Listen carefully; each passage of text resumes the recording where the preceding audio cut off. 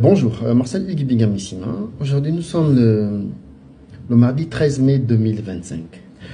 Alors, je me permets de venir une fois de plus en ma qualité d'auditeur parler de la Sogara. Ce ne sera pas la dernière parce que la Sogara, c'est une société que le président de la République a bien envie de remettre sur pied. Mais comme je l'ai dit tout dernièrement, le problème dans Sogara, c'est d'abord un problème des hommes, c'est un problème de gestion. Alors, je vais m'appesantir aujourd'hui sur quelque chose de très important. La loyauté et la sincérité des hommes à qui l'État donne les rênes d'une société de patrimoine. Parce que la Sogara, c'est une société de patrimoine. C'est une société qui appartient à l'État gabonais. Même s'il y a des investisseurs privés désormais dedans, mais c'est d'abord un patrimoine de l'État. Alors, donc l'État a ce droit de sauvegarder ses investissements. À dire vrai, Sogara ne mérite pas d'être recapitalisé pour plusieurs raisons. La principale, c'est les hommes. C'est la gestion. Il y a quelques années, et ça là, je l'ai eu d'une discussion que j'ai eue avec un ingénieur, un éminent ingénieur de ce pays qui a été longtemps Sogara. Et c'est d'ailleurs un très bon collaborateur. Je dis bonjour et merci à ce monsieur. La Sogara est une société qui peut être traitée de deux façons. Soit on la ferme complètement, on construit une autre raffinerie parce que il n'y a pas eu d'immobilisation depuis près de 20 ans. Vraiment. La Sogara est devenue la mangeoire de tout le monde. Et secondo, ce qu'on peut faire, c'est de mettre une autre unité. Mais là, on ne dit pas aux gens que ce Sogara est en sous-production, c'est-à-dire si elle reçoit 1 million de tonnes à raffiner, il n'y a que 350 000 qui sortent. Et là encore, c'est quand ça fonctionnait de façon optimale. Maintenant, depuis près de 20 ans, la Sogara produit moins de 150 000 tonnes annuelles. Et ça, il faut qu'on se dise des vérités. Raison pour laquelle, lorsque on vous a dit que le Gabon importe le carburant depuis le Togo, c'est pas que le Togo soit un producteur de pétrole, non. Le Togo, c'est un hub. Un hub, c'est un immense dépôt, là où toutes les essences et le carburant qui viennent de tous les pays du monde est stocké. Parce que il y a un hub à Lomé, il y a un hub, je crois, en Côte d'Ivoire, un peu partout. Mais le Gabon s'approvisionne dans le hub qui se trouve au Togo. Donc, lorsqu'on dit 41 milliards au Togo, le Gabon ne paye pas au Togo. Le Gabon paye aux traders qui sont dans le hub du Togo pour ça. Maintenant, le cas de la Sogara, je suis tombé sur un document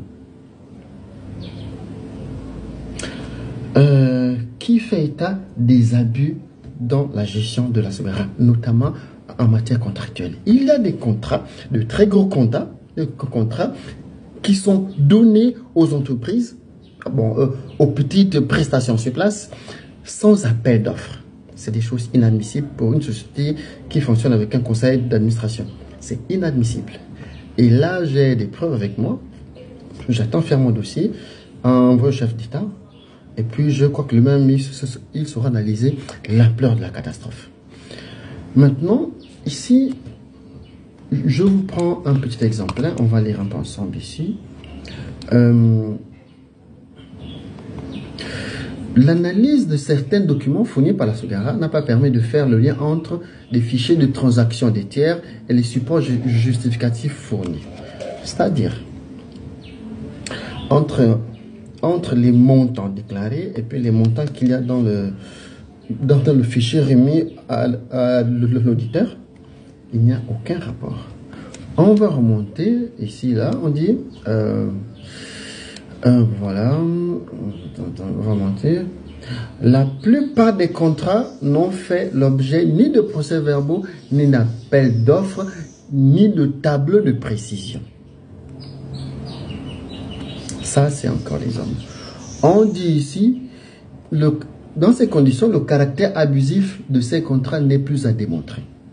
Les contrats abusifs dans la société gabonaise de raffinage. Ce sont des individus qui ont des sociétés de prestation de services qui refacturent son garage et avec des montants exorbitants. Des montants exorbitants. Maintenant, on va continuer à descendre ici. Bon, je vais prendre le cas d'une société, par exemple la société qu'on appelle Honeywell. J'ai cherché sur Internet la société Honeywell, c'est des experts en détection et en sécurité des gaz, des gaz sous l'eau. Et puis on dit ça coïnciderait à la société qu'on appelle SEAS Service. Ils sont basés à Port-Gentil. J'ai le nom du directeur et son contact téléphonique. J'essaierai de l'appeler pour qu'il me dise ce qu'il en est et surtout qu'il me parle des contrats, parce qu'ici on a la valeur des contrats qui change tous les ans. Alors, sur 10 ans, ils ont eu à être payés de 2,3 millions d'euros, soit 15 milliards, soit 1 milliard 508 millions 701 100. Sur 10 ans, donc on a payé annuellement 150 millions de francs CFA. Ici, on me dit que il y a des travaux qui ont été facturés sans démonstration des plans de travaux.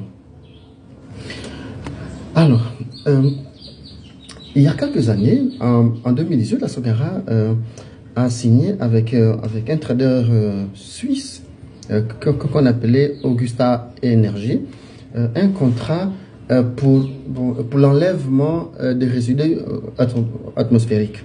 C'est-à-dire quand on distille là, ce qui reste en bas. Alors, tenez-vous bien, la particularité de ce contrat qui avait été signé entre l'État gabonais à travers la société gabonaise de raffinage et puis Augusta Energy, il y a eu un préfinancement. Et qui a préfinancé l'État gabonais à travers la société gabonaise de raffinage. Alors, je suis étonné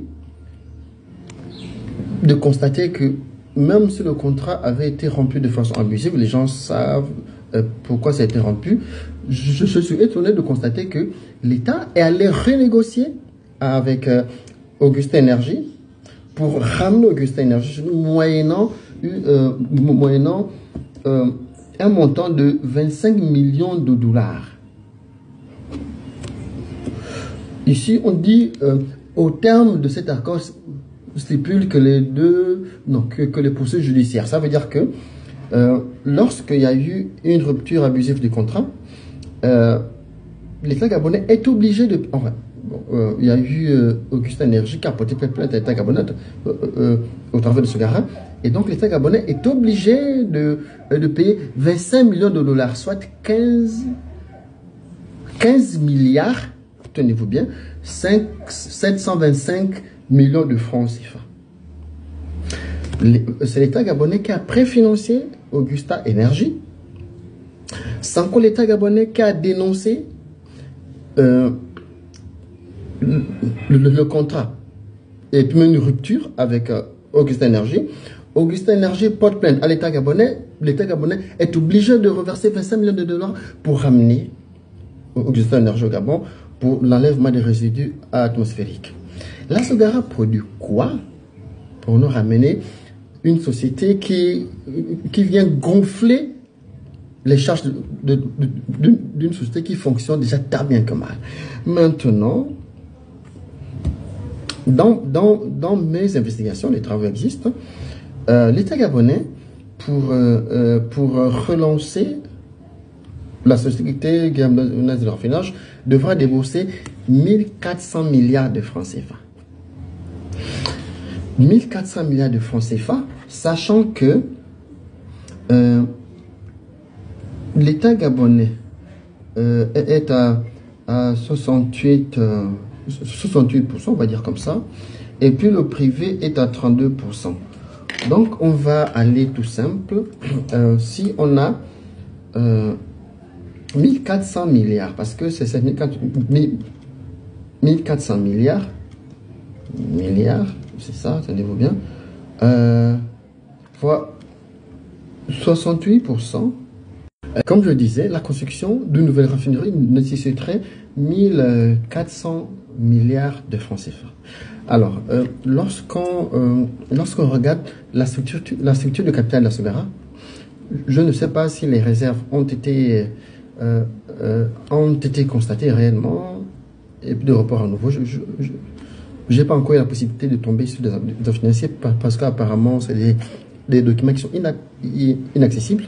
Alors, s'il arrivait que l'État décide de mettre en place avec d'autres partenaires la construction d'une nouvelle raffinerie, la structure de capital voudrait que sur les 1400 milliards, parce que l'État détient 68%,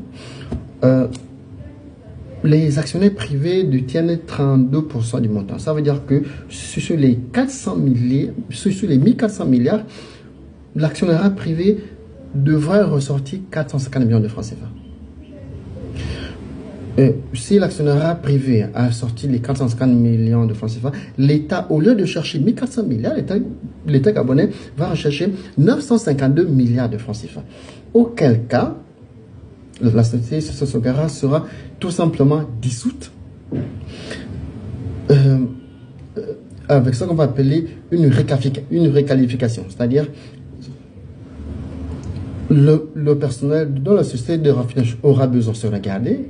Maintenant, toute la procédure en matière, l'aspect juridique sera revu parce qu'il y a trop de désordre actuellement là-bas. Et il va falloir qu'on permette à ceux qui sont en fin de carrière de laisser la place aux autres. Maintenant, j'insiste sur un fait. Ne verrouillez pas l'appareil administratif de la Sogara si vous voulez qu'on sauve la Sogara. Si vous voulez que la société de raffinage soit sauvée, ne fermez pas l'accès à l'information, parce que il n'y a qu'à travers cette information qu'on peut sauver la boîte. Maintenant, je suis désolé de vous l'apprendre, que ceux qui ont eu à commettre des malversations financières avec les contrats douteux et puis des montages fictifs, je suis désolé, c'est la prison. Donc, pendant qu'il est temps, sauvons les meubles. Vraiment sauvons les meubles. Parce que la Sogara va être fermée si vous continuez comme ça. Et il n'est pas question que l'État recapitalise avec ce qu'on observe comme incongruité. C'est pas possible. Et puis, lorsqu'on va vérifier vos comptes, il va falloir qu'on fasse très attention aux postes location et charges locatives diverses, primo. Il va falloir jeter un coup d'œil très pointilleux sur le compte d'attente, le 447. Et en plus de ça, vérifier que l'État paye régulièrement, etc. Et puis, il va falloir qu'on aille vérifier le montant de la subvention qui est allouée par la caisse de stabilisation et de péréquation. Il va falloir vérifier la date de son effectivité. Qu'en est-il maintenant? L'utilisation. Et enfin, permettre à ce qu'on vérifie dans le compte qui concerne les salaires et les charges salariales. Ensuite, on va regarder dans le compte des intermédiaires. Merci. J'espère que ça n'a pas été long. Mais si vous voulez que le Sogara soit sauvé, vous n'avez pas d'autre choix que de donner la bonne information, parce que le président, il a déjà donné la bonne information pour que nous travaillions dessus afin de sauver les meubles. Parce que la Sogara, ça ne va pas. Ça ne va pas. Excellente journée à tous. Je souhaiterais vous édifier sur quelque chose de très important, c'est que le carburant qui est produit par la Sogara est un carburant de pied de qualité. Bon, je ne sais pas si beaucoup de chauffeurs l'ont constaté. Les véhicules fument, les véhicules vont au garage rapidement et souvent, soit la fumée est blanchâtre, soit c'est une fumée complètement noire.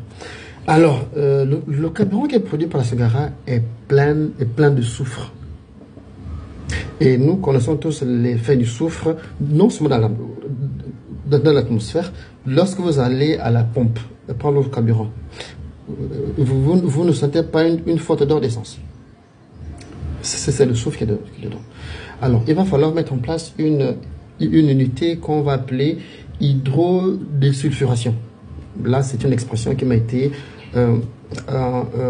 annoncée par cet ingénieur auquel j'ai beaucoup de respect, j'ai beaucoup discuté. Il va falloir faire quelque chose. Parce que le carburant de Sulgara est de mauvaise qualité. Et le carburant qu'on achète dans le Ubique au Togo est pire. Lorsqu'on mélange ça, il faut arrimer au carburant Sulgara. C'est-à-dire que même si nous sommes des traders, on est perdant parce qu'on ne peut pas vendre en dessous du prix de la Sulgara. C'est tous ces problèmes-là qu'il va falloir mettre au jour et trouver des solutions. Merci.